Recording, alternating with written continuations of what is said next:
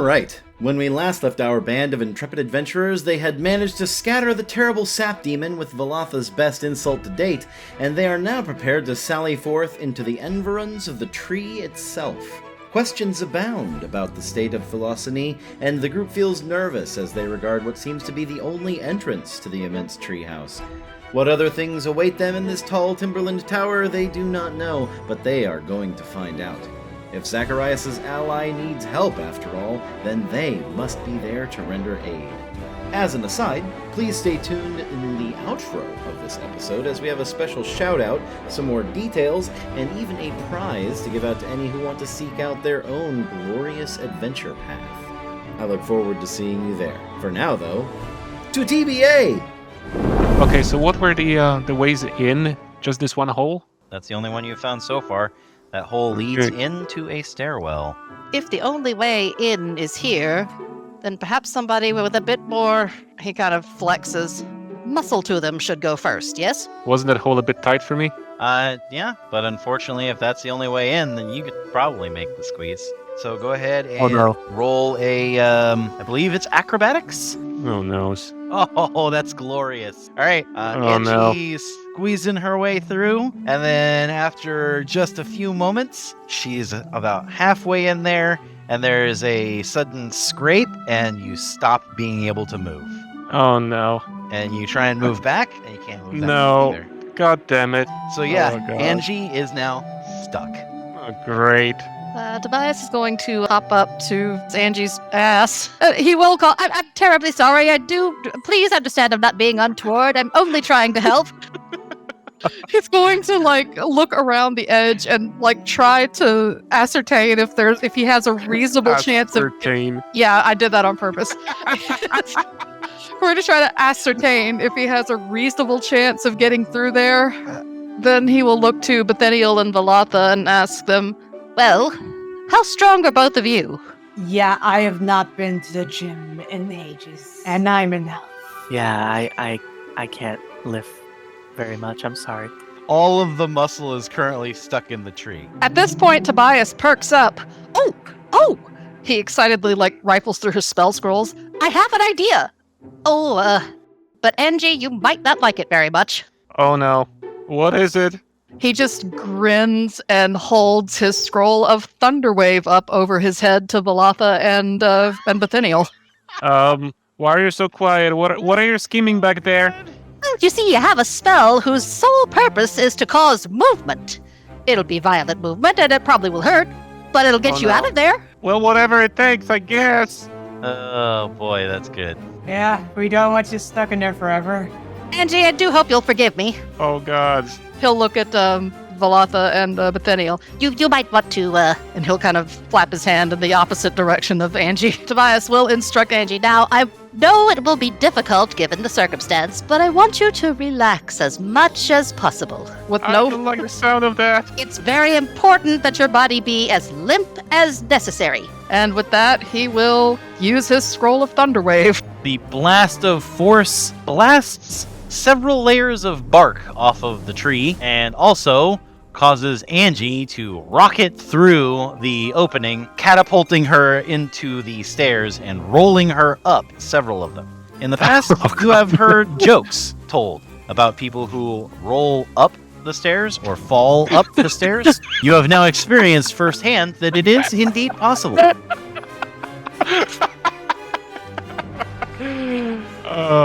I'm alright, I think. So yeah, Tobias, when you go through the hole, you will see Angie upside down about 10 feet upstairs. Tobias is going to come through the hole and see Angie. Oh, bravo, what a wonderful trick. Oh, I'm terribly sorry. And he will hop over and offer her one of his potions of healing. Oh, thanks for the potion. I'm alright though. No, you should keep it. The rest of the group is able to successfully enter without any issue, since the hole has been slightly widened by the passage of a obstruction. That is the first time I have ever seen that spell used that way. That is impressive. You're welcome. As the party enters the stairway, they find that it reaches far upward, spiraling through the tree's center. While the group climbs the stairs, Tobias's interest is piqued, and peering into the dimly lit cracks, he finds more to worry about. The stairs themselves have been carved through the tree's heartwood with extreme care, but despite that, it is not some harmless procedure. Exposing the heart of this great oak is like leaving an open and cavernous wound in one's own body. No matter how well tended, there are bound to be complications, and every fungal growth, molded streak, and slimy trail he sees in the dark tells a story of the tree's own great anguish. This brings to mind the wounds that had opened on his own body when he was possessed, wounds he can feel the echo of still, and as he strokes his fur, he wonders if there might be another reason for their assault. A message sits at the edge of his senses, but unfortunately the train of thought is broken as the opening looms before them, Angela letting out a disturbed sound at the state of the platforms that now beckon. Tobias will relay that to the party with the remark that this certainly doesn't seem like the work of a druid, or if it is, it's not one I want to have any meeting with. How much farther up do these stairs go, and how much more of this mold and mushrooms is there? It goes about 150 feet up. Yeah, we got a long ways up to go. Once you climb to the top of the trees, you find yourself staring at a set of hanging trellises that lead downward in a slope, heading out to the hanging platforms you were able to see from below. Now that you are closer, though, things seem less beautiful than they did from the bottom.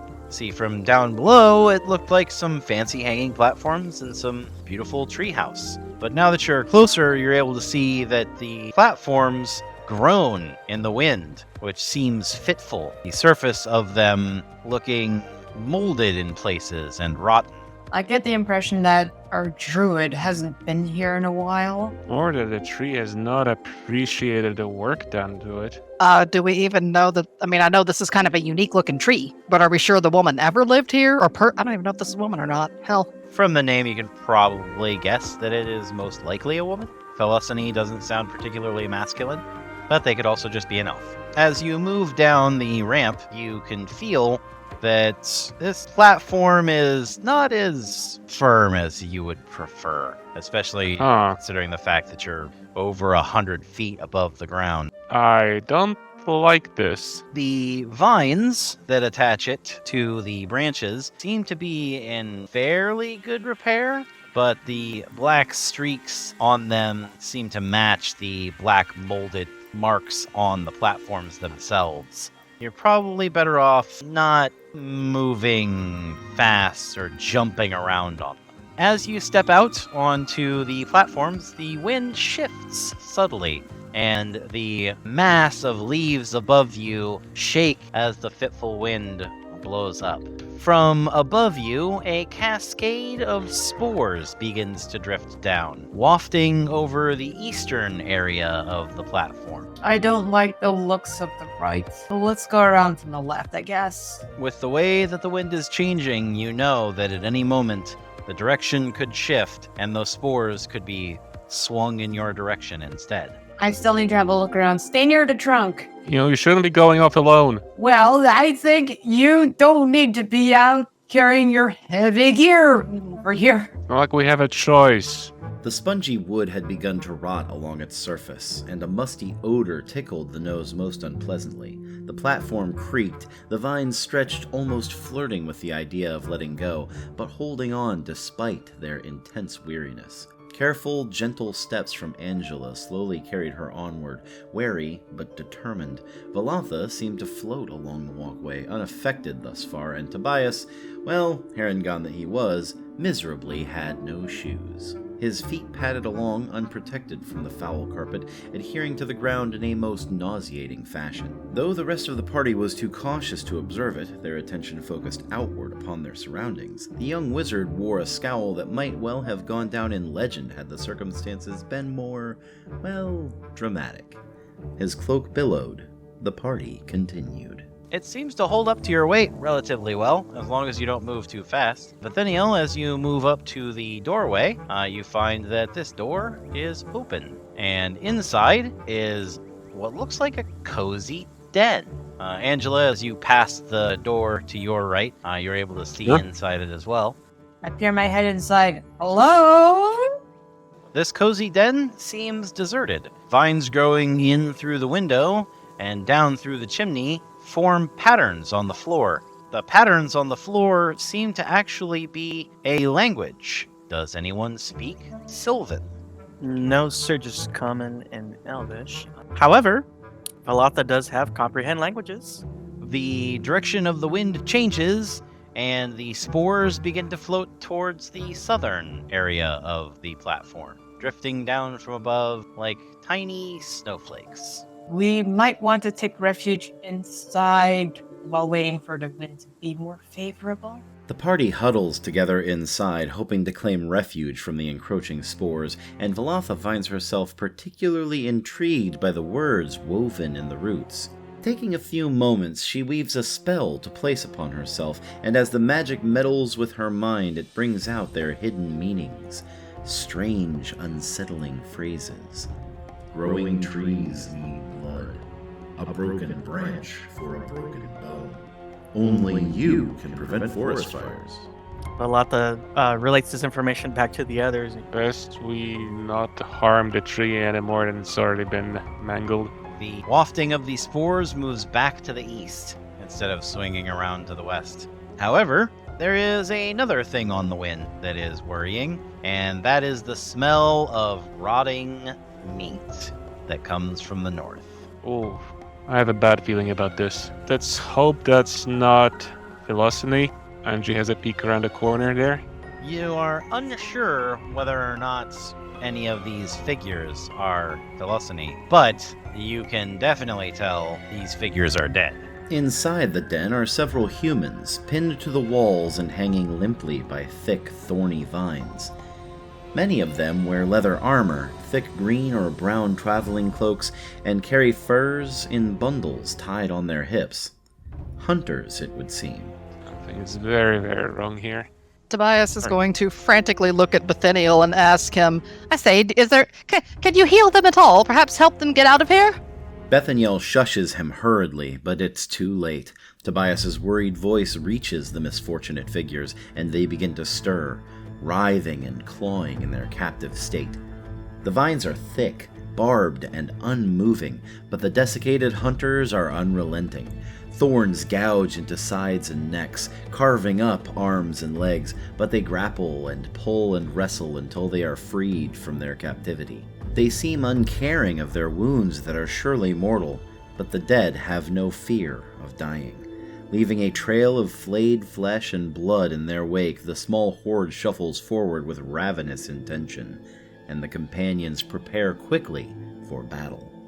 Though the horror unfolding before them is palpable, sweat lining the brow of every adventurer, they have indeed grown much stronger, and a few paltry undead are not enough to halt the best available. Angela lashes out with her sword, unrelenting. Betheniel's bell tolls for them, unforgiving, and Tobias lets loose bursts of flame and arcana, unhesitating. Velatha channels quietly, then simply points to the ground at the center and casts Shatter. The room combusts with a sound that crashes like a shattered bell and rolls like booming thunder, passing through the party with force. Though not enough to harm, it is more than enough to disturb. The undead, however, flayed, weakened, and burned already, harm does befall them. Bodies are torn asunder, and thuds abound as decaying flesh is thrown against the walls. The threat was dealt with, swiftly, and Velatha looks on, unsinging. She already hit the high note. A single undead that survived the blast crawls toward her along the floor, and she looks down, unamused. Having lived amongst druids, the state of this tree and the corrupted state of its residents did not sit well with her. Though she felt pity for the man who had died, this husk was nothing more than a representation of the evil wrought here. Velatha, in a fit of rare anger, actually raises up a boot and stomps on his chest. Stay down. Your foot goes Nice. through the creature's torso and ends up in its chest cavity. It definitely doesn't look like it's going anywhere. Betheniel gives Velatha a thumbs up. Yeah. And he'll just, yes. So, Angela, Velatha, and Tobias, you are able to determine a few things about this kitchen area. One is that it has not been used as a kitchen in quite some time, for at least several weeks. Second, you are able to determine that the zombification process is not just the act of some necromancer or cleric with distasteful desires. Rather, there is a foul liquid that is leaking from the tips of these barbs on the vines, and the corpses are being pumped full of it. Pieces of the bodies slowly animating. You can actually see a few of them have animate parts, but the entirety of the body has not been animated yet. From what you can tell, Tobias, it seems to be some kind of magically distilled rage or anger that the tree is leaking into these creatures. So while they're not moving, maybe we should put them to rest, because this is awful. Yeah, we should end this. Velatha is going to go out here and poke her head outside the doorway. And she's going to see if she can spot any, like, birds in the trees or any animals in the vicinity. Yes, you can actually see a small nest nearby. You can't actually see any of the birds in it. It is on top of the roof of the building you're on, so it's the sign that at least some are around. And you can hear bird song in the distance. Do you want to climb up on top of the roof in order to look into the nest? How big is the nest? About as big around as you cupping both of your hands together. Oh, so it's a small one. Okay. Yeah, normal birds. Good. All right. She's going to take some time to ritual cast Speak with Animals. All right, so you climb up onto the roof and move over to the nest, and you find that there is indeed a bird in the nest. A sparrow, it looks like, from the coloring, and there is a pair of eggs. They seem to have been broken open, but you don't see any chicks. Velatha is going to approach very carefully, to not trying to show any aggression, and she's going to smile and say, "Hello, I hope I'm not disturbing you." The bird hops a few times and turns to look up at you, its eyes peering into yours as it cocks its head back and forth. She smiles and said, "Oh, did your children just leave the nest recently?" The bird looks down at the nest, pecks at one of the eggs, and picks up a twig and looks up at you with the twig in its beak. And that is when you notice that the twig is not a twig. It is a small bird foot, small enough to be one of the chicks. The bird then drops it into the nest, opens its beak, and says, "Die." Oof. Velatha is going to just kind of, her expression is going to freeze, and she's going to climb back down and go inside. That's I think that's actually the creepiest fucking thing we've run into yet. Holy shit. Oh my god. That was fucked up. Yes. Like, Like, she's look just at the- expecting this whole, like, Snow White interaction, and the bird's just like, Yeah. red rum. Okay. Whew. Alright. Yeah, Velatha comes back in and she's like, "I'm already a pale elf, but I'm paler now." Whew. And with that harrowing encounter, we draw this episode of The Best Available to a close. Velatha has certainly had her fill of these woodland wonders, and they haven't even explored half of the buildings that awaited them in the bulging boughs of Felosinney's home. And as we continue our work to bring you their investigations, I also want to take a moment to shine a spotlight on the people that made this adventure possible in the first place. Adventure a Week Games has been around since 2010, and they not only crowdfund and print limited books and games, but they actually had the first product available on Roll20, the virtual tabletop where I run many of my games. Personally, I like the mini dungeon tome, because while I love to customize my adventures a lot, nothing makes it easier to customize than actually having a bunch of full adventures to look at. I've run many of these modules several times for different parties, and that is where I actually found Claire's Adventure in the first place. I'm not just saying that either. Just take a look at the list of adventures in the mini dungeon tome and you'll see some familiar things. Enough about me though. Whether you want to run your own adventures, are looking for inspiration to create your next hero, or villain, I don't judge, or even just want to grab some sweet merch, then you should head over to adventureaweek.com and use promo code AAW1FREE. It is good for 1 free subscription on their site, no drama or credit card required. Jonathan himself told me that, and he's the owner over there, so let's give the D&D community some support. Also, they have a drow plushie. It's so damn cute. I'm not going to put a picture here. You've got to go see it for yourself. My own little murderous Vlanwil of Avrindar on my desk. I hope you'll show them some of the same love you have shown me, because they have brought me hundreds of hours of adventure. That said, if you are still here, then I hope you will stay to hear about all the real heroes, our amazing supporters. More are joining us every day and partaking in adventures, RP, and discourse of all kinds, so come join us to meet people like those in the power tier. We have David, Denny, Doodle Poodle, Jay Jones, Night Archer, and William Smith. In the planar tier, we have CJ, Darth Cavalier, Joshua Williams again, Ice Dragon, Natalie Fawcett, PPNTT807, and Sparkle Lord the Fabulous. In the Adventurer tier, we have @Breeze_Bender, Bastion Falconwrath, Ice Commander, John R300, Justin, Katie, Mystics, Nevia Nezes, Dragon Tempest, Rosala Streaming Network, Shadowmancer, and Sneaky GI. In the Quest Giver tier, we have Bird or the Cage, Drew Tucker, Kyla, Robert Mischief, Rio 1990, Slathar Silcom, and V. And in the Townsfolk tier, we have Biz Adrian, Ginseng 3, Matus, Okada, Scott Stedman, Sergeant Humpty, Shugenja, Spirit Radio, and Tom Brazo. As always, this could not have been done without our fantastic players and our creative team, Doodle Poodle, Nala Fontaine, Shadow Wolf, Scorpius187, MC_Cheshire, Thriving Inferno, and the Forever DM, me. Thank you so much for joining us on this adventure, and I will see you in the next one. Good night, all.